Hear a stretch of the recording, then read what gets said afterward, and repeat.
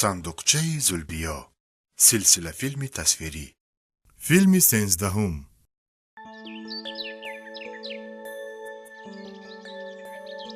سلام بچه ها. اوف، چه حال دارید بچه ها؟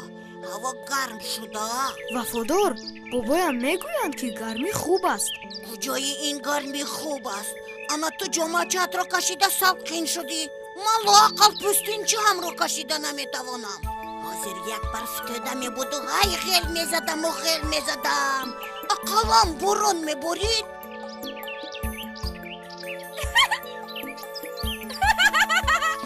در تابستان برف آن طرف ایستد، باران رو هم خواب نمیبینی وفادار. اوه، سلام منیژه. سلام بچه ها. تابستان؟ اینش باز چی باشد؟ علاقه تو فراموش کردی. بعد بهار فصل تابستان میرسد. شاید، در یادم نیست. در خاطر نداری؟ فراموش کردی. از هفتش گرمی به سبب تاثیر بد رسانده است. بسیار واهمه نکن بیژن. با یادم آمد بهار، تابستان، تیر ماه، زمستان. آفرین وفادار. بهار سوقین بود، تابستان گرم می شود. در چیله تابستان باز هم گرم تر می شود. لیکن این گرمی فایده دارد. چه خیلی فایده دارد؟ لااقل نفس کشیده نمی شود. خیر، بحث نمیکنیم. حاضر سیمرغ رو دعوت کردم، میپرسیم. سیمرغ! سلام بچه ها. چه خدمت؟ چه معما دارید؟ ما در سر گرمی تابستان بس کردیم. همین گرمی مگر فایده دارد؟ در چله تابستان همه میوه ها شیره میگیرند. در هوای گرم آب فراوان باشد، حاصل باز هم زیادتر می شود. عموما تابستان فصل خوب است. به تابستان نه علف می شود، نه میوه، نه نان و نه آب. چه خیر؟ مگر نان و آب هم در فصل تابستان پیدا می شود؟ البته منیژه، کتابی فصل های سال در دست است. بله سیمرغ. کشو کتاب را، با سیر تابستان می رویم. ببینید 4 فصل سال موجود است: زمستان، بهار، تابستان و تیر ماه. حالا فصل تابستان فرا رسیده است. بله، پس از بهار. ماه اول تابستان را می دانید؟ نه، من نمیدونم. من هم. بچه ها شما میدانید؟ ماه اولی تابستان چی نام دارد؟ ایون. بله درست گفتید. ماه اولی تابستان ایون نام دارد. در ماه ایون چه حادثه رای می‌دهد؟ در ماه ایون همه درختان از گل می فرایند و میوه می بندند. هوا گرمتر می شود.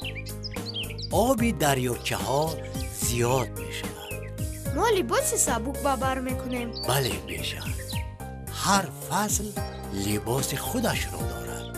لباس تابستان سبک و نفیس است. در این فصل حتما کلاهی تابستانه لپردار را پوشیدن لازم است که سر و رویمان را آفتاب نزند. ببینید من چگونه کلاهی زیبا پوشیدم. ما فراموش کردیم که کلاه گیریم. هیچ گپ نیست. 1 دقیقه صبر کن. انا این گپی دیگر. تشکر به تو منیژه. اوه، من کلاه تابستانه دار شدم. وای، این چی باشد؟ اینها چوجه ها. انا لونه‌شان. در ماه ایون چوجه ها از تخم می برآیند. پرنده ها سیرکار و پرتشویشند. چوجه ها را خورانده پرانچک کردن لازم است. چوجه ها چی میخورند؟ به اطراف نگر وفادار. اطراف پر ملخ و گنبوسک و پشیک. در ماه ایون گلوس اولوچه میپزند. آفرین بیژن، آفرین. تو درست گفتی. اولین میوه ها در آخر ایون میپزند. باز با دیرین گو پامیدار فراوان می شود. این مشاهده هم درست است. واه، از همه چیز اساسی رو فراموش کردیم. چی رو؟ تعطیل رو. درست. در ماه ایون در مکتب ها تحصیل به آخر می رسد. بچه ها به تعطیل تابستان نمی روند.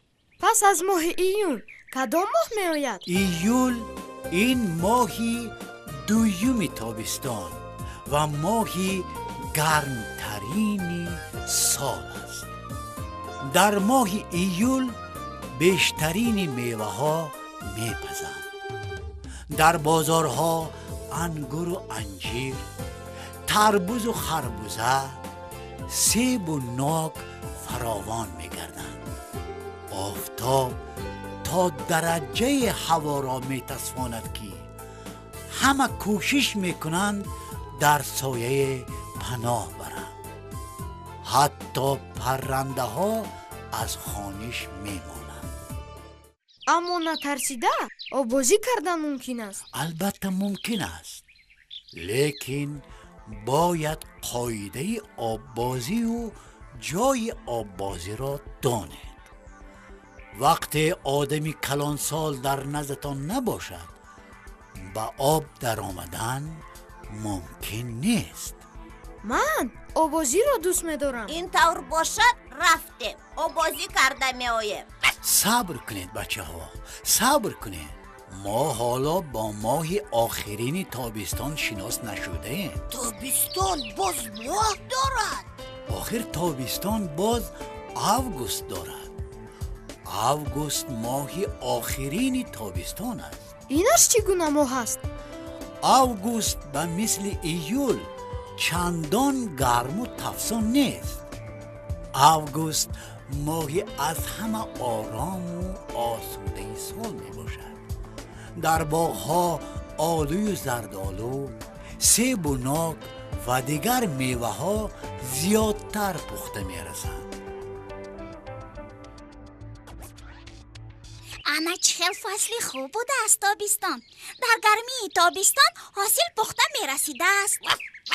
رحمت به تو سیمرغ. ما درباره تابستان بسیار فهمیدیم و دانستیم. اکنون وقت خیر و خوش رسید.